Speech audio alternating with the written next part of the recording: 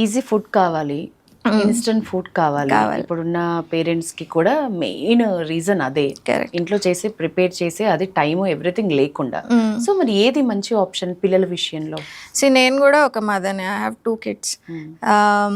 It's an everyday struggle నాకు కూడా. నేను మా బాబు 6th ఉన్న దాకా ఇట్ వాజ్ వెరీ ఈజీ నాకు. మేము ఎక్కువ పల్లీ సాలడ్ అని ఇలా చాట్ ఉంటాయి కదా, అవి చేసేదాన్ని నేను టైం తీసుకొని. ఖచ్చితంగా ఏదో ఒక కట్లెట్ అలా టైం తీసుకొని నేను ఖచ్చితంగా చేసేదాన్ని. అప్పటి వరకు 6th దాకా వాళ్ళ స్కూల్లో క్యాంటీన్ లేకుండా. 6th తర్వాత నుంచి 7th అంటే పెద్ద పిల్లలు అయిపోయారు వాళ్ళు. కొంచెం సెకండరీ స్కూల్కి వచ్చారు, మాట వినరు ఆ ఏజ్లో.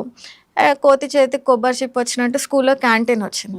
ఇంకా ఆ రోజు నుంచి మా ఇంట్లో యుద్ధాలు. అందరు తింటున్నారు, నువ్వు నన్ను ఎందుకు తిన్నావు. మా ఇంట్లో మ్యాగీ మేము 6th లోపల నేను అసలు మ్యాగీ వండింది కూడా నాకు గుర్తులేదు. దాని తర్వాతనే నెగోషియేషన్స్ నడిచినాయి. అప్పటికి మేము ఇలా ఆల్టర్నేటివ్ నూడిల్స్ తీసుకొచ్చాం, మిల్లెట్ నూడిల్స్ అండ్ ఆల్ తీసుకొచ్చాం. అసలు ముట్టుకొని కూడా ముట్టుకోవట్లేదు. సో నా ఉద్దేశంలో గుడ్ ఫుడ్ బ్యాడ్ ఫుడ్ వద్దు, ఎవ్రీడే ఫుడ్ అకేషనల్ ఫుడ్ అని మేము 2 ఆప్షన్స్ పెట్టుకుంటాం.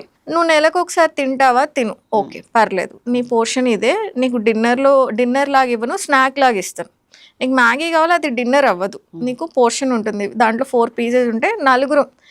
మా ఇంట్లో ముసలామకు కూడా ఆమె పోర్షన్ ఆమెకు ఉంచేస్తాం మేము. సో అలా చెప్తాను నేను, నువ్వు ఒక్కడవే కాదు, ఇంట్లో 4 ఉన్నారు. సో ఇది 4 portions. ఎవరు తిన్నా తినకపోయినా ఎవరి పోర్షన్ వాళ్ళకి. సో అది ఇనీషియల్లీ మా బాబు ఫస్ట్ మొత్తం తినేసేవాడు, ఎక్కువ తినేసి ఎవరికి ఉందా లేదా అని ఆలోచించేవాడు కదా.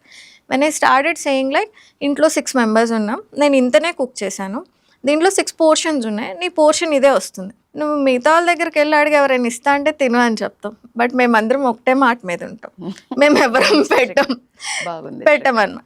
సో ఇలాగా ఇట్స్ అన్ ఎవ్రీడే ఎఫర్ట్. పేరెంట్కి ఓపిక ఉండాలి, ఇంట్రెస్ట్ ఉండాలి. అండ్ మిలీనియల్ పేరెంట్స్, మా ఏజ్ వాళ్ళు మిలీనియల్ పేరెంట్స్, మేము తినలేదు కదా అప్పుడు, పిల్లలకి ఇస్తే ఏమైంది. ఇప్పుడు మనకు కూడా ఎడిక్షన్స్ ఉన్నాయి.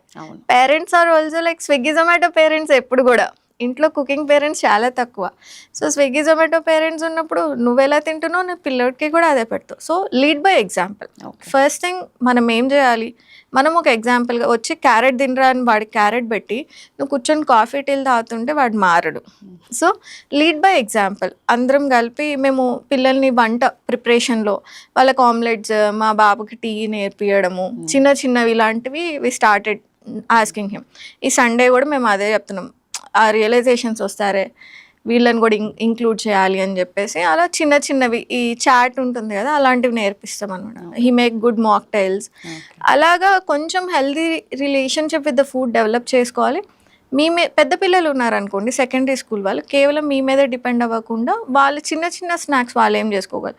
మా ఇంట్లో 1 minute మగ్ కేక్ అని ఒకటి ఉంటుంది, ఓట్స్తో చేస్తాం. కొంచెమే బెల్లం వేస్తా ఫర్ ద టేస్ట్. అది పౌడర్ చేసి పెట్టేస్తే వాళ్ళు మిల్క్ కలుపుకొని మైక్రోవేవ్ చేసేసుకుంటారు. సో ఇలాగా ఆలోచించాలి ఖచ్చితంగా. ఎంతవరకు అవాయిడ్ చేయగలరో అంతవరకు చేయాలి. లేదు ఆల్టర్నేటివ్స్ ఇంకేమన్నా, ఎప్పుడైనా నాకు కూడా అన్ని రోజులు ఓపిక ఉండదు, అన్ని రోజులు ఇంట్రెస్ట్ ఉండదు.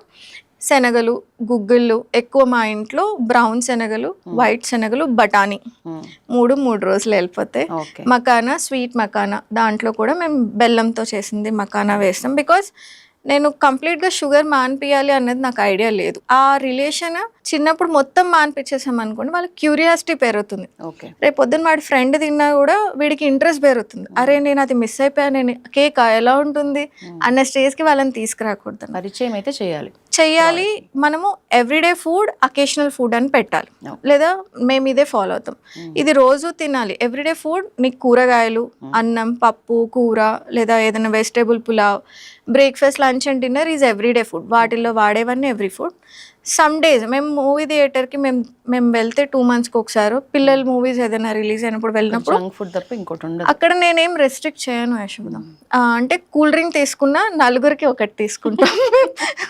మా బాబు బాగా తిట్టుకుంటాడు, అయినా కూడా పర్లేదు. కష్టంగా ఉంటాయి ఈ డెసిషన్స్ అన్ని.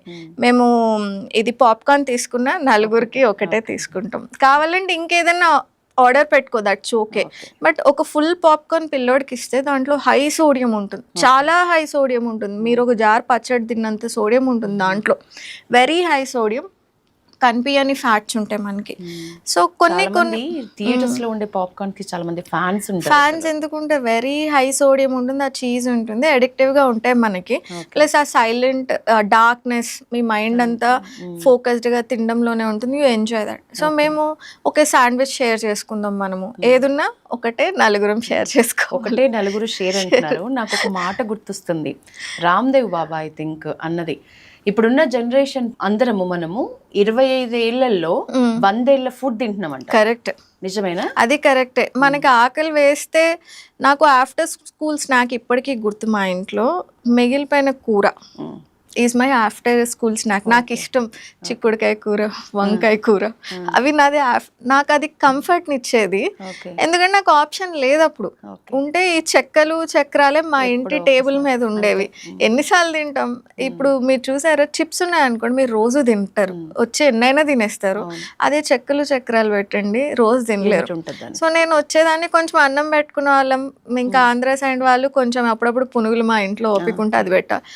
అంత స్పెసిఫిక్ కాదు ఆఫ్టర్ స్కూల్ స్నాక్ అని, స్కూల్లో స్నాక్ అని మాకెవరు అంత లగ్జరీ ఇవ్వలేదు. ఇప్పుడే మనకి ఇవన్నీ వచ్చినాయి.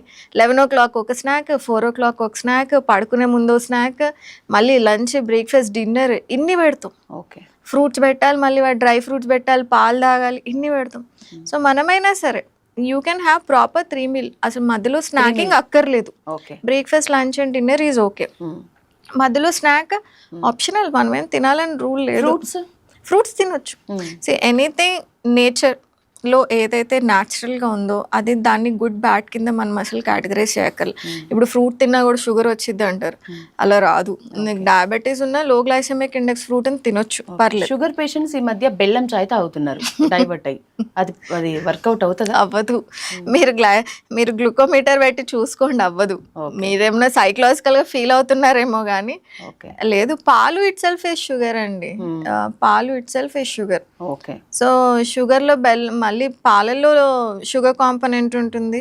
మీరు దానితో బెల్లం వేస్తే, బెల్లం ఎక్కడైనా లో గ్లైసెమిక్ ఇండెక్స్ అని మీరు చదువున్నా కూడా it will rise your sugars ఖచ్చితంగా. మిల్క్ టీ, మిల్క్ కాఫీ మీ నార్మల్ షుగర్స్ని పెంచుతుంది. షుగర్ పేషెంట్స్కి ఇప్పుడు అవాయిడ్ చేయాల్సినవి అంటే, నిజానికి టీ విషయంలో షుగర్ టీ తాగొద్దు, బెల్లం టీ తాగొద్దు లేదు. I think better option is like అసలు ఏ స్వీట్నర్ వేసుకోవద్దు.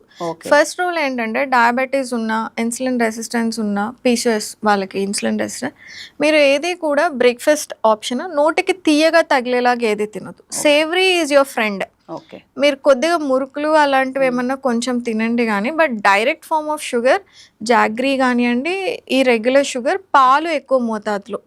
ఇప్పుడు కాఫీ అలవాటు ఉన్న వాళ్ళు మన పేరెంట్స్ ఏజ్లో చూస్తే రోజు 4 సార్లు తాగుతారు కాఫీ, టీలో.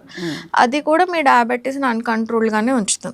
సో సేవరీ ఫుడ్, ఫ్రూట్ తిన్నా కూడా మీరు ఒక డెజర్ట్ లాగా, ఏదో ప్రోటీన్ మీల్ తర్వాత మధ్యాహ్నం అన్నంలో కొంచెం ఫిష్ తిన్నారు, కొద్దిగా రైస్ తిన్నారు, కొద్ది కూర తిన్నారు, తర్వాత ఒక చిన్న ముక్క మ్యాంగో తినండి, మీకేం పెద్దగా షుగర్స్ పెరగవు. కానీ దాన్ని బ్రేక్ఫాస్ట్లో ఇంక్లూడ్ చేసుకోవడం, లేదా మొత్తం డిన్నర్ మానేసి ఓన్లీ ఫ్రూట్ని డిన్నర్గా పెట్టుకోవడం ఈజ్ నాట్ హెల్తీ. ఓకే, అది హెల్తీ కాదు. నిజానికి చాలా మంది చేస్తున్నారు ఇప్పుడు.